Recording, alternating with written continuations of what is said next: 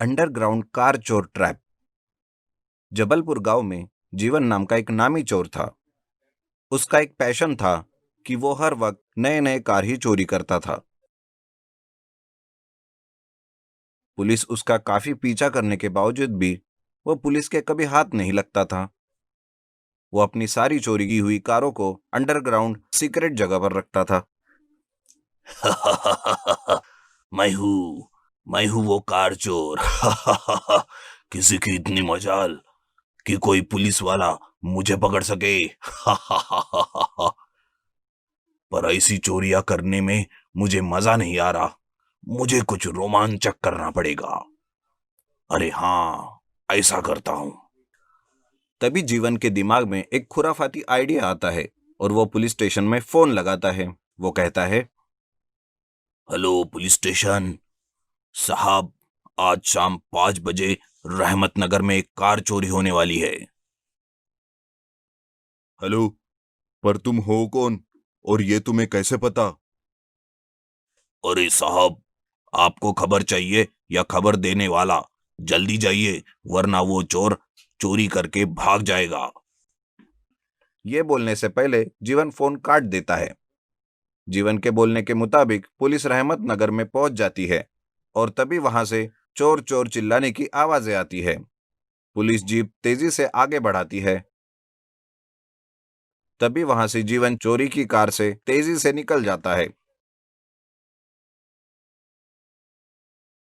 Police उसका पीछा करने लगती है, पर जीवन एक कार रेसर होने की वजह से वो तेजी से निकल जाता है और पुलिस देखते रह जाती है।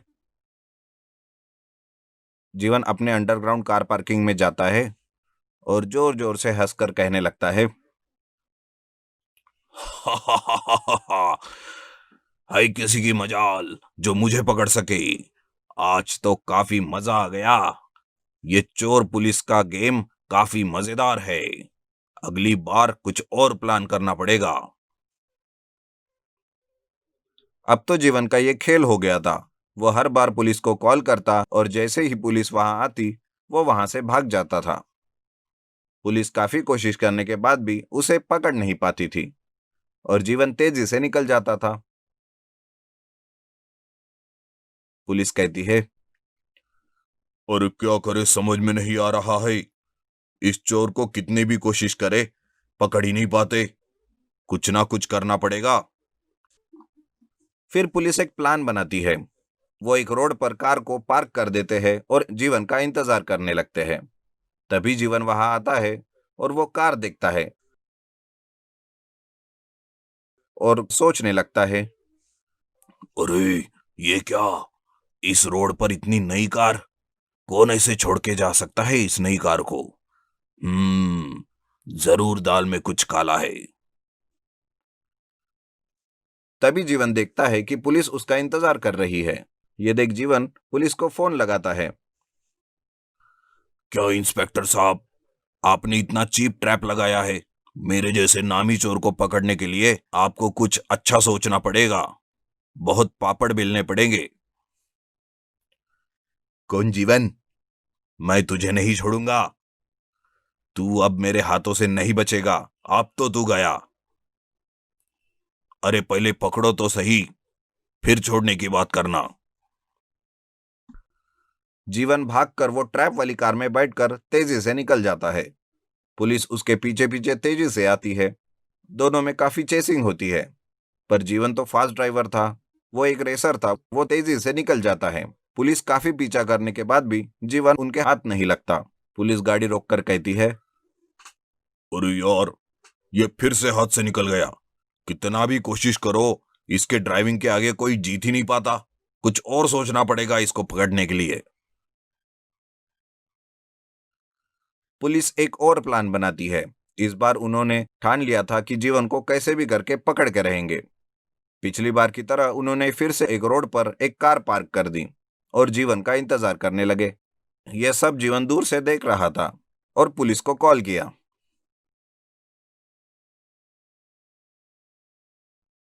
क्या साहब, एक बार इतनी बुरी तरह से चकमा दिया आपको?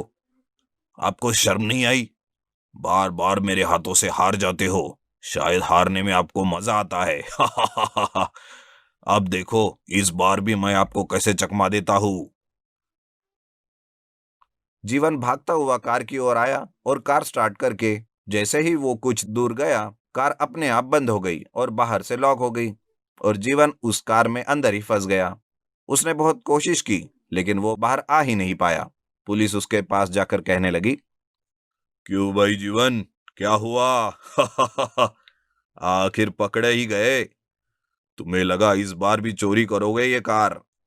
असल में ये कार ऑटोमेटिक है, समझे? मैं इसे बाहर से कंट्रोल कर सकता हूँ।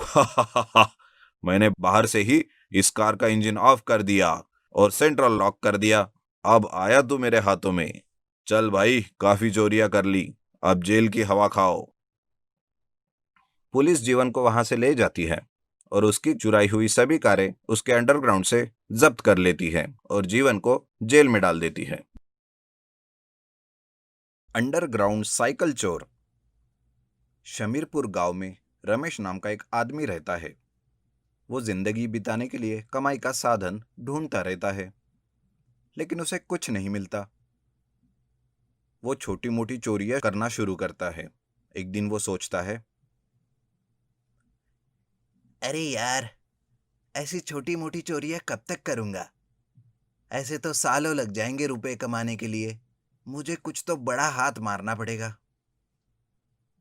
रमेश ऐसा सोचकर गांव में घूमने लगता है और अच्छी तरह से देख लेता है कि गांव में किस चीज को चुराकर उसे ज्यादा पैसा मिल सकता है। तभी उसके ध्यान में आता है कि गांव में ज्यादा से ज्यादा लोग साइकिल चलाते हैं। ये देखकर रमेश सोचता है कि वो धीरे धीरे साइकिल ही चुराएगा। फिर उसी रात से वो साइकिल चुराना शुरू करता है। वो रात को एक आदमी के घर जाता है।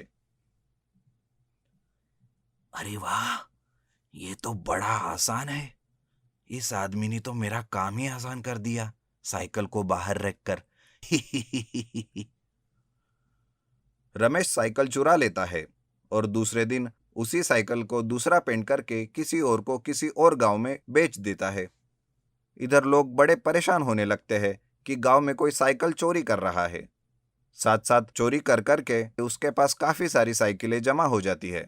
रमेश को जगह कम पड़ने लगती है। अरे यार, ये इतनी सारी साइकिलें अब मैं कहाँ रखूंगा? किसी के ध्यान में आ गया तो मेरी तो मार मार कर आरती ही उतार देंगे गांव के लोग। तभी रमेश को एक आइडिया आता है और वो अपने ही घर के आंगन में एक बड़ा सा अंडरग्राउंड गड्ढा खोदता है और सारी साइकिलें वहीं पर रखता है। ऐसा करते करते कुछ ही दिनों में वो साइकिल चोरी कर करके और उसे नया रूप देकर अलग अलग गांव में बेचने लगता है। लेकिन गांव वाले पुलिस के पास जाकर चिल्लाने लगते हैं। एक आदमी कहता है, अरे साहब, ये क्या हो रहा है गांव में? आए दिन चोरियां हो रही है, साइकिलें गायब हो रही है। किसी ने सच ही कहा है, ये मुंबई शहर हादसों का शहर है। उसकी ये बात सुनकर इंस्पेक्टर दंग रह जाता है और कहता है, हैं? ओए चाचा, कहाँ मुंबई पहुंच गए सपने में? यह शमीरपुर है, वापस आओ जरा मुंबई से। और रही चोरी की बातें, तो वो आप हम पर छोड़ दीजिए, हम पता लगा लेंगे। चाचा की बात सुनकर एक लड़का कहता है, सर जी, मैं रोज अपने साइकिल से ही अपने काम पर जाता था, लेकिन कल किसी ने मेरी साइकिल की ही चोरी कर डाली। अब मैं बड़े प्रॉब्लम में हूँ सर जी, मैं काम पर कैसे जाऊंगा? आप कुछ कीजिए। इस तरह से काफी सारे लोगों की कंप्लेंट सुनकर इंस्पेक्टर भी दंग रहते हैं और सोच में पड़ते हैं। जरूर कोई तो है गांव में जो साइकिलें चुरा रहा है, लेकिन कौन हो सकता है? उस चोर को ढूंढने के लिए इंस्पेक्टर एक आदमी को तैयार करता है और उसे गांव में घूमने के लिए लगाता है। वो आदमी आसपास के सारे गांव में घूमता है, लेकिन उसे कोई सुराग नहीं मिलता। तभी वो देखता है कि बाके और बंसी नाम के दो आदमी एक जगह पर झगड़ रहे हैं। वो उनके पास जाता है। अरे भाई, क्या हुआ? आप लोग क्यों झगड़ा कर रहे हो? देखा साहब, ये मेरी साइकिल है। गांव में जो चोर साइकिलें चोरी कर रहा है, ये वही चोर है, इसका नाम बंसी है। अरे नहीं साहब, ऐसा कुछ नहीं है, मैं तो ये साइकिल खरीद कर लाया हूं। अरे इसका रंग अलग है साहब, लेकिन मैं अपनी साइकिल को अच्छे से पहचानता हूँ। बता बता बंसी, तेरे पास ये मेरी साइकिल कैसे आई? अरे यार, मैं पास के गांव में गया था कुछ काम से, तभी मुझे वहां पर एक आदमी इस साइकिल को बड़े ही सस्ते में बेचते हुए मिला, इसलिए मैंने उससे यह साइकिल खरीद ली। उनकी ये बातें सुनकर वो आदमी जल्दी से पुलिस के पास जाता है और जिस गांव की बातें बंसी और बाके कर रहे थे उस गांव निकल पड़ते हैं।